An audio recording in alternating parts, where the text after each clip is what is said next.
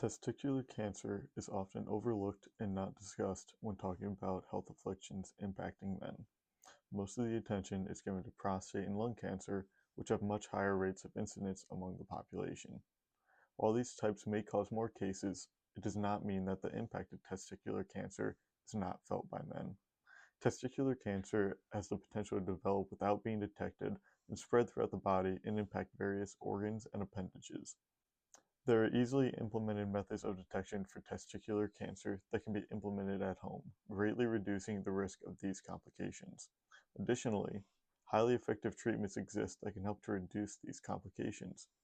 Events that engage wide audiences and keep their interest long enough to introduce targeted health information are also great ways to combat the effects of testicular cancer.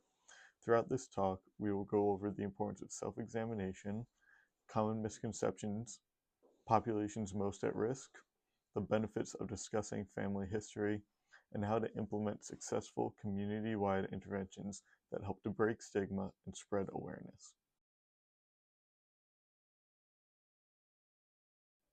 Self-examinations are one of the most effective and important methods for detecting testicular cancer among men. These exams can be performed anywhere and in a very short amount of time, making them the ideal choice for most people. The goal of these self-examinations is to detect any changes or new development in the testes from the last time they were checked.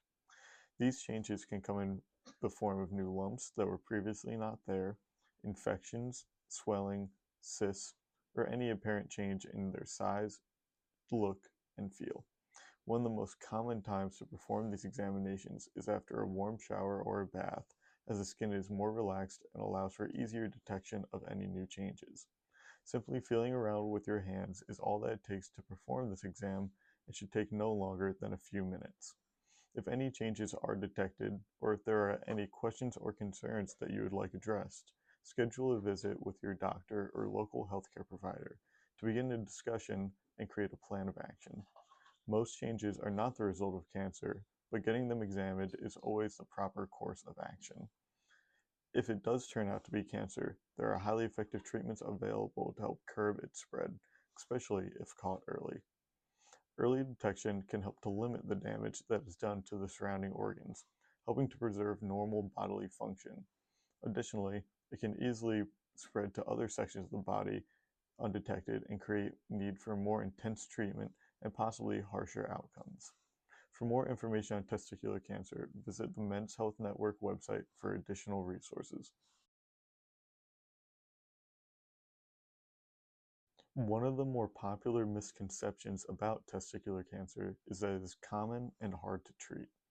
While the cancer occurring in such close proximity to vital organs is no wonder why this narrative has sparked so much concern. However, this is not the case. In fact, testicular cancer only makes up about 1% of all cancers that impact men, or 1 out of every 100 cases. To compare it to a more common cancer, such as prostate cancer, that impacts 1 out of every 7 men, testicular cancer only impacts 1 out of every 263. Additionally, for those that do develop the cancer, treatments are highly effective. 4 of the most common ways for treatment include surgery, radiation therapy, chemotherapy, or high-dose chemotherapy, and stem cell transplant. Another common misconception is that testicular cancer primarily impacts older men. Men in their teens, 20s, and 30s are at the highest levels of risk for developing the disease. This narrative often gets lost as most cancers impact those in older age groups. So it's important to understand that checking for testicular cancer should start young and continue through early adult life. As mentioned previously, younger populations are at higher level of risk for testicular cancer development than their older peers. Half of testicular cancer cases occur between the ages of 15 to 35, so it's important for those in this age range to routinely check for new developments or changes. However, cancer can still occur at any age, so all individuals should perform these examinations at routine intervals. Additionally, white, American Indian, and Alaska Native men are several times more likely to develop cancer than Black, Asian, and Pacific Islander men. While the exact reasons for this are unknown, The trend holds true globally and indicates a need for these populations to test more aggressively.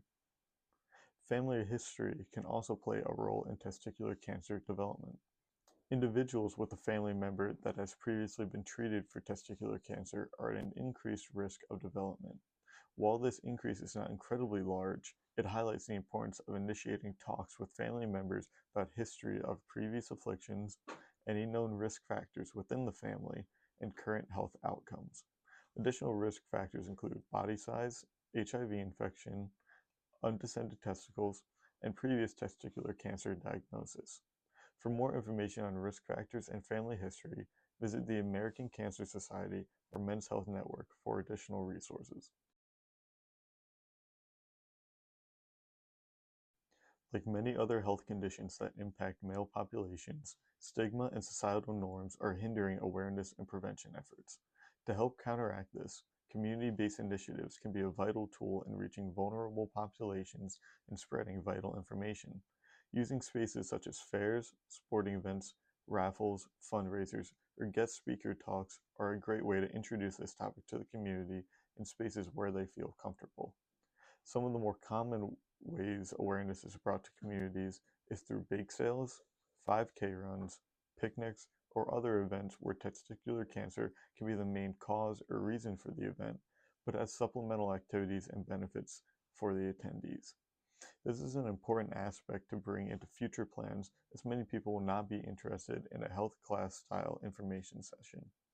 There needs to be a draw to bring the community and make them excited to learn about new topics and begin talking about subject matter that they maybe would have shied away from before. Look to see what the community enjoys doing, has the resources available to put on, and begin working with local leaders to set up events that will be enjoyed by all. Community engagement is key to eliminating detrimental stigma.